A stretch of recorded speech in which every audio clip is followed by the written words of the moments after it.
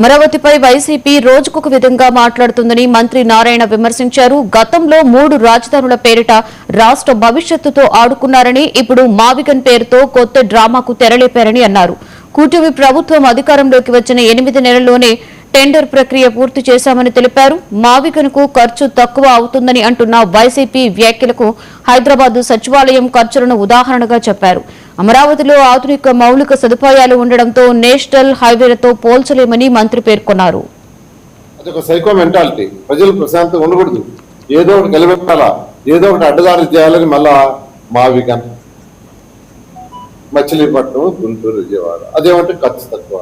ఎక్కడైనా బిల్డింగ్ కట్టడానికి అదే ఖర్చు అవుతుంది. ఎక్కడైనా ఇన్ఫ్రాస్ట్రక్చర్, తర్వాత ఇన్ఫ్రాస్ట్రక్చర్ తీసుకుంటే వాళ్ళ ఒక నాయకుడు చెప్తాడు నేషనల్ హైవేకి ఎంత ఖర్చు అవుతుంది కిలోమీటర్కి, ఇక్కడ ఎందుకు ఎంత ఖర్చు అవుతుంది అంటారు. నేషనల్ హైవేలో కేవలం రోడ్లు వేస్తారండి. ఎక్కడైతే టౌన్ వస్తుందో విలేజ్ అక్కడ స్ట్రీట్ లైట్ వేస్తారు ఆ పార్ట్ వరకు. నేషనల్ హైవేలో కేవలం రోడ్డు వేసేది. ఎక్కడైతే విలేజ్లో వస్తే ప్లేస్లో ఇది ఒక టౌన్షిప్ ఇంటర్నేషనల్ స్టాండర్డ్లో చేస్తున్నాం.